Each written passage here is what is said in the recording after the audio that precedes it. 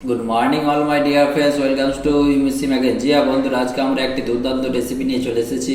আজকে আমরা তৈরি করব কাঁচা আম দিয়ে বাটা মাছের রেসিপি। জি হ্যাঁ বন্ধুরা, ভিডিওটি প্রথম থেকে শেষ পর্যন্ত দেখবেন। আমরা কি করে এই রেসিপিটি তৈরি করছি সমস্ত কিছু কিন্তু আপনাদের সাথে শেয়ার করব। কি কি মশলা ইউজ করছি সেগুলো কিন্তু আপনাদের দেখাবো।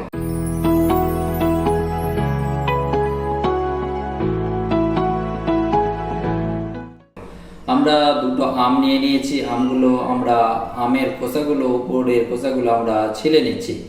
তারপরে আমের সাথে একসাথে আম দিয়ে মাছ রান্না করব বন্ধুরা।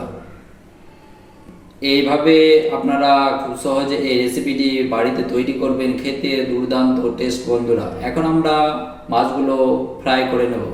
মাছগুলো আমরা আগে ভালো করে পরিষ্কার করে নিয়েছি। এখন আমরা মাছটাকে ভাজার আগে আমরা লবণ এবং হালকা পরিমাণে হলুদ দিয়ে দিয়েছি, যাতে মাছ থেকে সহজে গন্ধটা এবং পানিটা বের হয়ে যায়। হালকা লবণ এবং হলুদ দিয়ে মিক্স করে রেখে দিয়েছি। এখন আমরা ফ্রাই করে নিচ্ছি মাছগুলোকে। ভালো করে ফ্রাই না করলে কিন্তু মাছের গন্ধটা থেকে যায় এবং ভেতরটা কাঁচা কাঁচা থেকে যায়। এর জন্য আমরা মাছগুলো ভালো করে ফ্রাই করে নিচ্ছি। আমাদের ফ্রাই কিন্তু হতে চলেছে। আমরা এই মাছটা ফ্রাই করছি সরিষার তেল দিয়ে, আপনারা চাইলে সাদা তেলেও করতে পারেন। আমরা এটি রান্না করছি উনুনে, আপনারা চাইলে গ্যাসও এটি রান্না করতে খুব সহজ এবং মাত্র কয়েকটি বাড়িতে থাকা উপকরণ দিয়ে আপনি এই রেসিপিটি তৈরি করতে পারবেন। এখন আমরা মশলাগুলো ভালো করে ফ্রাই করে নেব।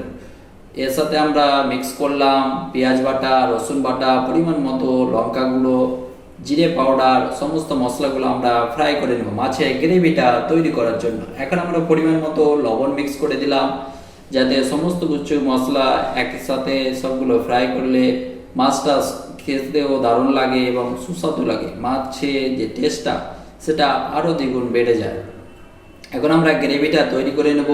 সমস্ত মশলাগুলো আমরা ফ্রাই করে নিলাম। এখন এর সাথে আমরা পরিমাণ মতো পানি মিক্স করে দিলাম, যাতে মাছের ঝোলটা এবং দারুণ লাগে খেতে। যতক্ষণ না পানিটা ফুটন্ত হবে না ততক্ষণ কিন্তু মাছগুলো দেবেন না। আমাদের পানিটা ফুটন্ত হয়ে গেছে। এখন আমরা আমগুলো মিক্স করে দিলাম। যে বন্ধুরা, আমটা হালকা হালকা সেদ্ধ হয়ে গেলে আমরা মাছটা দিয়ে দেব। দেখতে পাচ্ছেন মাত্র কয়েক মিনিটের মধ্যে কি সুস্বাদু এবং দারুণ টেস্টি আমাদের আম আর মাছ রান্নার রেসিপিটি তৈরি হতে চলেছে। আমরা মাছগুলো দিয়ে দিলাম।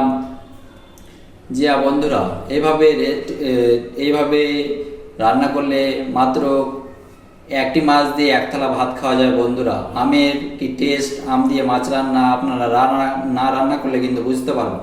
জিয়া বন্ধুরা, দেখুন দেখে কিন্তু জিভে জল চলে আসছে। আমাদের রান্না কিন্তু কমপ্লিট হয়ে গেছে।